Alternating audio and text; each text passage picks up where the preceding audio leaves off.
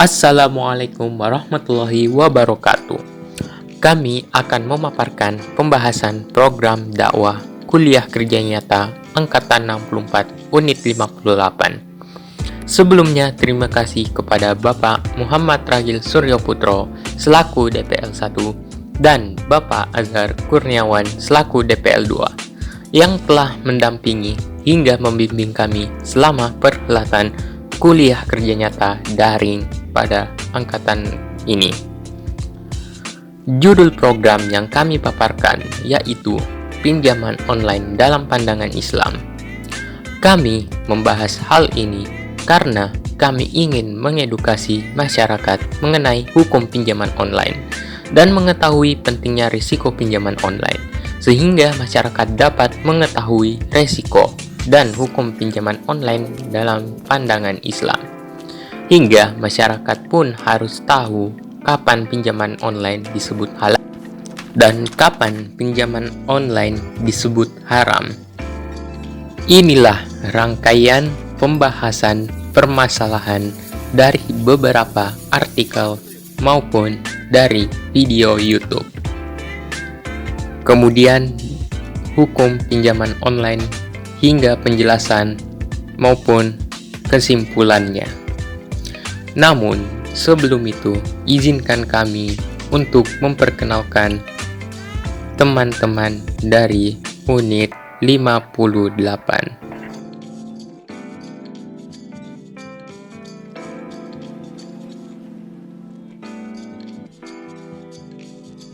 Alfaza Malik Al-Fadli, Fakultas Teknik Industri, jurusan Teknik Mesin. Elvira Rahma Karmelia, Fakultas Kedokteran, jurusan Pendidikan Dokter. Siti Anissa Fatmawati, Fakultas Hukum, jurusan Ilmu Hukum. Kemudian saya, Muhammad Noval Fikri Ansar Nurani, Fakultas Ilmu Agama Islam, jurusan Ekonomi Islam. Pranawirya Muhammad, Fakultas Ekonomi, jurusan Ilmu Ekonomi. Muhammad Irfan Suwanda, Fakultas Ilmu Agama Islam, jurusan Pendidikan Agama Islam. Yulistia Pratiwi, Fakultas Teknik Industri, jurusan Teknik Kimia. Khairul Umam, Fakultas Psikologi dan Ilmu Sosial Budaya, jurusan Ilmu Komunikasi. Wisesa AJ Wibisono, Fakultas Hukum, jurusan Ilmu Hukum. Langsung saja pada pembahasan berikut.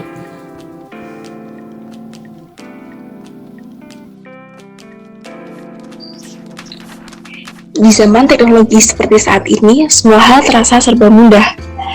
Begitupun dengan permodalan.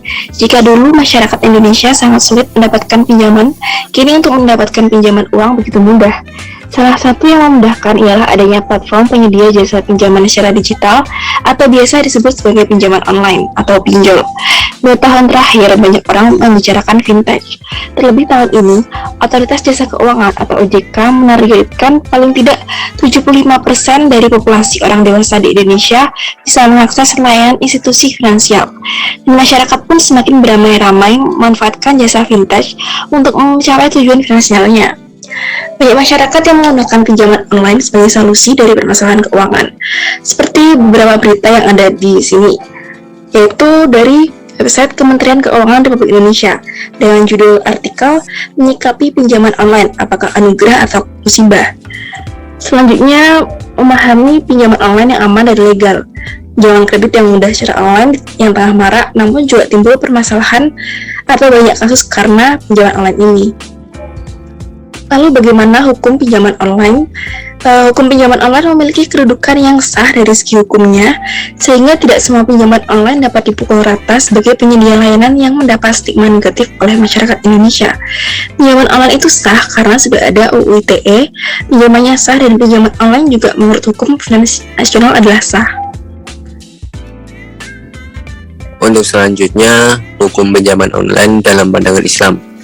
Pembolehan pada pinjaman online didasari teori dalam kitab Al-Ma'asyir Al-Syariah An-Nasul Kamil Ma'asyir As-Syariah. Teori menyatakan serah terima secara hukmi atau legal formal atau non fisik dianggap telah terjadi baik secara iktibaran atau adat maupun secara hukum syariah. Menurut fikih lain menjelaskan yang dipertimbangkan dalam akad hutang adalah substansinya kegiatan jual beli melalui telepon atau media online lainnya menjadi salah satu pilihan berikut. Yang hadisnya yang dipertimbangkan dalam akad-akad adalah substansinya, bukan bentuk lafaznya, dan jual beli via telepon, telegram, dan sedihnya telah menjadi alternatif yang utama dan dipraktekkan. Untuk yang selanjutnya, risiko pinjaman online dalam pandangan Islam. 1. Terdapat pinjaman online yang ilegal atau yang cara syah, prosesnya berlangsung singkat dan nominal terbatas. Selain itu, jangka waktu pinjam singkat, bunga dan ditetapkan relatif tinggi. Terus yang kelima, terdapat unsur riba. Terus yang terakhir, haram ketika menunda pembayaran ketika hutang. Kesimpulan, dalam pandangan Islam, pinjaman online hukumnya boleh asalkan lembaga tidak menggunakan praktik riba dan pengguna tidak menunda pembayaran hutang. Intinya, hukum pinjaman online sebaiknya jangan dilakukan untuk hal-hal yang bersifat konsumtif. Misalkan meminjam untuk membeli barang yang tidak perlu, dan boleh dilakukan asal dilakukan untuk sesuatu yang produktif ataupun kebutuhan yang mendesak. Inilah beberapa nama yang terlibat dalam pembuatan video dakwah yang terdiri dari administrator, editor, maupun pengisi suara seperti yang tertera dalam layar. Demikian dari pemaparan unit kami. Kurang lebihnya mohon maaf. Wabillahi taufik wal hidayah. Wassalamualaikum warahmatullahi wabarakatuh.